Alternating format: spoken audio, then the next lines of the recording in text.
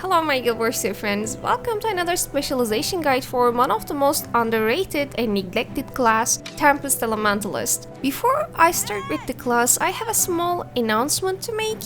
Not actually an announcement, but take it as little rumbling of mine. I wanted to chat with you. If you want to directly go to the class guide, I will mark it on the video, so please skip to that part. Unfortunately, my health hasn't been at its best shape recently, especially for the past 2 weeks. Finally, I had to go to the hospital through emergency this Sunday, and the last Sunday I mean, and I finally know what's wrong with me. I won't really go into detail, but thankfully I don't have anything life-threatening, but the aftermath of what I have will take like 6 months to heal, as doctors say. And I take this channel and its growth seriously, and especially with the social media, the key to anything, if you know, it is to be consistent. And with the new games coming out, I've been overworking a little bit. Maybe that's one of the reasons. I do my everything, my editing, my recording, so one class guide like this takes days, sometimes a week, to make ready because I fact check everything I'm showing you here, and also hours of recording, hours of editing, etc. But I'm so thankful and happy you guys have been so supportive since I've started this channel. We are nearly at 1,000 subscribers, which is a big thing for me. But because of my health, I couldn't work on some videos and guides, so I just wanted to give you an update about what's going on in my real life, because I keep saying this guide will be out this time, this guide will be out that time, but a lot has been happening behind the screen, and delays are directly related to that. I will still keep doing my best to bring you these guides and fun videos as much as my health allows. The best gift you can give to me is to just subscribe and support my work. I genuinely thank you to my subscribers and people who comes back to watch my work. Let me know if you need anything on the comments below. Sorry, I've been rambling for so long. But this class guide will also be a little bit long because Tempest is my main and I know everything about it. But if you can get a coffee and sit through this video with me, I promise you'll know Elementalist as much as I do. Now let's go and learn how to play Tempest Elementalist properly. Real Guild Wars 2 starts after level 80, but whether you're an experienced player or a newbie, if you're new to the endgame content, you're on the right channel because I have everything you need, and I'll be making more videos that will help you on your endgame journey. My first and most important mission with this guide is to show you how suited this spec is for endgame content, because the biggest problem of Tempest is people overlook it and treat Tempest as if it doesn't bring anything to the content. The thing with the Elementalist is that you have a lot of choices. Many people feel overwhelmed when they get an Elementalist and realize they have 4 different elements, 24 skills, plus utilities they can choose from. But no need to be overwhelmed, because the tactic of handling a class like Tempest is seeing something and asking, how can I utilize this and where can I utilize this? That's the gist of it. Thus, I'll never tell you to follow a rotation. I'll tell you the capabilities of Tempest and I'll tell you to adapt. This is the power of Tempest, and I haven't seen any other class can do.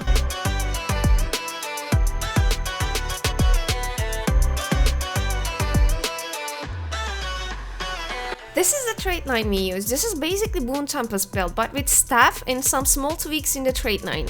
Which is why with this build you can carry Dagger Warhorn as your secondary weapon, so you can switch from Staff Tempest to Boon Tempest between encounters. That is also why anything you see in this guide that is not specific to staff is also viable information for Boon Tempest, such as utility skill options or any kind of build twist I mentioned. So if you want to learn Tempest but not the Staff Tempest, you can still benefit a ton from this guide. We usually prefer high toughness builds with my guild because it makes everything easier, faster, foolproof. So my items are usually minstrel and I use mercy runes, but some groups specifically prefer low toughness builds. For that you can use Harrier and Magi on your items. Harrier will provide better boon uptime and Magi will make you tankier. In terms of rooms, you can prefer Pack or Monk. Pack will help you for higher Boon uptime because of its lust traits, and Monk will provide more outgoing heals. Weapon sigils are transference and concentration. Many supports use these too, so they are nearly standard sigils. But supports sometimes do specific CC mechanics and need longer duration of CC, then you can replace one of your sigils with Specialization and now switch back to standard sigils during encounters. Or if you have an Ascendant or Exotic and can't switch without destroying your existing sigil, you can keep two of the same weapon with different sigils and switch weapons instead. There are some other support runes we can choose from and have a little bit of fun. Flock and Dolyak, for example, could help you when you're training certain roles such as tanking. For example, Rebirth rune will save you from a death blow every certain seconds, so you could bring this with you for training roles or when you're helping a brand new training group. And these are the utility skills we will talk about today. There are a lot of them you can choose from. Some of them we need for specific mechanics. For example, we use Arcane Shield to block Deimos' explosion, or Mist Form to go through Sabata's walls. But all these utility skills are viable one way or another. As you know, Elementalists can give Alacrity now. The efficiency with the Alacrity is questionable if you compare it with the current hand build. But honestly, everything is questionable if you compare it to the current mag. But considering raid CMs, it is mostly possible to provide over 80% alacrity. If you have an experienced Tempest, they won't have hard time providing over 90% boon uptime even during CMs, including alacrity and all other boons. Staff Elementalist has two great qualities. One is being the Resurrection Powerhouse, and second, Staff Elementalist is the best class at providing really high amount of outgoing heal with the least amount of effort. These two qualities of the Staff Tempest makes it good for training groups, pugs, groups who aren't yet accustomed to certain boss or each other. So people think Tempest doesn't give much to the group, but this only applies to if everything is already working like it should, so you won't need a Tempest. Think about Tempest as a band-aid.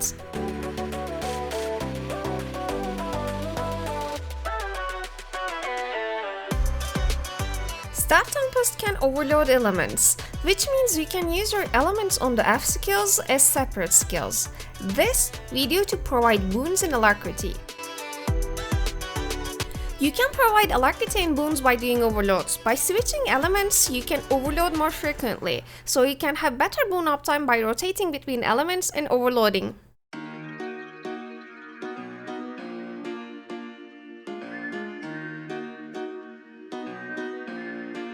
Providing the key boons such as protection, regeneration, and alacrity is not challenging with Elementalist.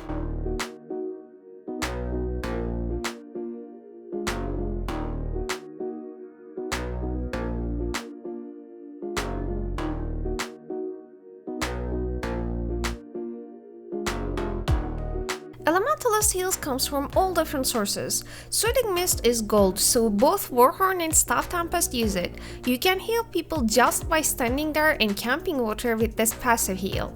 And you can double the amount of passive heals you give with Soothing Mist by combining it with this trait. Soothing Mist will stay always up when you're camping water. The other way to heal with Elementalist is just auto-attacking. With correct food, runes, and stats, you will heal people around that boss 1k HP per attack. Just with Soothing Mist and auto-attacks, heals are already piling up.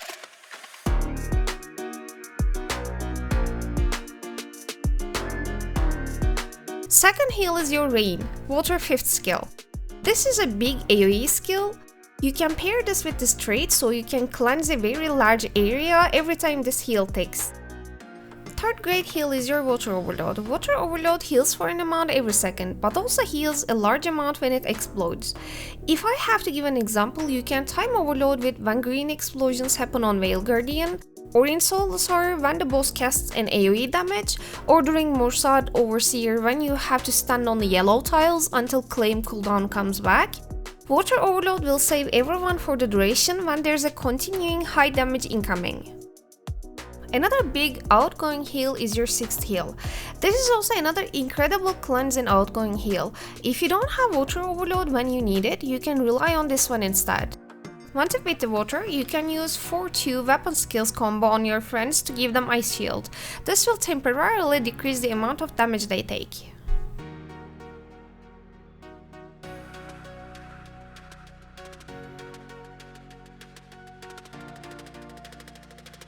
Using Staff Tempest in encounters can be a tactical choice depending on the content and group composition you have. If you compare Boon Tempest with Staff Tempest, Boon Tempest will consistently provide tons of boons all throughout the encounter, but Staff Tempest will provide key boons and carry the encounter with its other qualities. So now let's look into these. Protection is one of the most important boons supports can provide because it decreases damage taken by a big percentage for everyone in the squad. This boon is almost always needed in CM runs. To be able to provide protection, you use Earth Overload. Aftershock also provides protection, Reflect and Aegis. So your main protection source will be Earth Overload, but when protection buff is about to finish and you can't use Earth Overload at that moment, use Aftershock to keep protection up. In terms of rotation, Staff Tempest is much more relaxed than Boon Tempest because Boon Tempest, you follow a certain rotation to continuously provide all the boons. But with Staff Tempest, we will focus on Might, Protection, Alacrity and Regeneration, the 4 most important boons. And for that, you can start with Fire Overload, go to Earth, Earth Overload and then camp Water until Fire Overload cooldown comes back and rotates. When you are camping Water, you will keep an eye on everything around you so you can keep everyone up. Air is CC and movement speed elements. You can provide movement speed with Air 4th and CC with Air 3rd skill. This part will be utility skills and build flexibility together, because some utility skills are tied to some important traits and I just couldn't fit them in different categories. Let's start talking about traits and utility options with Aftershock and talk about reflection and then traits that will help you cleanse more. Tempest can reflect with Aftershock. You share Aftershock with 5 people, and Aftershock decreases damage taken by 40% and reflect for the duration of the shield. And after the latest patch, Aftershock now also gives Aegis. Aftershock is one of the utility skills I always have with me because it has a potential to save your squad from wipes when there is a big damage. But Aftershock isn't your only reflect. You can also have this trait to share auras with other people, and one of those auras is Earth Skill 3. This is a reflecting shield you share with 5 people. In Guild Wars 2, the most trustable and consistent way to reflect is to have a class with Bubble Ride, because you can keep it up for long periods of time. But with Tempest, you can only rotate between Magnetic Shield, Aftershock, and the Earth Shield. And these two are the longest reflect you can provide, and then they go in cooldown. So for the mechanics you usually specifically bring Bubble to, these 2 reflect won't be enough. For example, during Sabir CM at the last platform, just these 2 shields won't be enough to reflect Paralyzing Wisps, because you need constant reflect for a long periods of time at the last platform. But for during Adina, when you're jumping around to go from one hand to the other, Elementalist reflect will be enough. Another example is Matthias. To reflect Matthias's attack, you can use Tempest Reflect. Powerful Aura's trait also works so well with Unstable Conduit and Invigorating Torrents. We get special auras for every element we camp, right? And when we have Powerful Aura's trait, we can share these auras with other players. And when you add Invigorating Torrents to this combination, you also give regen and vigor to players you share auras with. If you don't have powerful auras but keep Invigorating Conduit on your trait line, you will still be getting regen and vigor from the auras, but only you will be benefiting from those boons. The trait you can get instead of aura share is providing cleanse with regeneration. We talked about this one. This is great during, for example, Doom or Soulless Horror or Sloth, when cleanse becomes a lot more important than reflecting. In terms of cleanse, if you need more cleansing, you can also get this trait. This will remove certain conditions from your teammates when you dodge. Another trait you can take is Soothing Disruption instead of Cleansing Wave. The reason we take Soothing Disruption is that if you will play with Lightning Flash, because Soothing Disruption decreases Lightning Flash cooldown. This comes in handy, for example, if you're a kiter during Sabetha, or to teleport to people to be able to resurrect them faster, or to avoid golems when you're kiting on Doom. I used to use Lightning Flash, for example, when I was learning tanking Hydra, because I would get teleported and I would come back using Lightning Flash, so a long-range teleport skill comes in handy in many situations. Another topic is Stun Break. Stun Break is one of the strong points of having a Tempest. Stun Break will help you to keep your DPS up and save you from vibes where your stability is lacking. Let me quickly explain the difference between Stun Break and stability for new players. So stability will prevent you from being CC'd by bosses such as Fear, Stun, Knockback, Knockdown. But if you don't have stability and get CC'd by bosses, getting stability after you got CC'd doesn't get you out of CC. Then you need stun break, and that Tempest provides. Before the latest patch, I would say Tempest was strong with stun break because it couldn't provide stability. But after the latest patch, Tempest can now provide stability for 8 seconds with Eye of the Storm utility skill. So now Tempest is both strong with providing stability and also stun break. Eye of the Storm is basically the same thing you have on your trait line as Gale Song. The only difference is that Eye of the Storm as a utility skill is manually used, but the Gale Song trait line automatically gets activated when you or one of your teammates gets CC'd.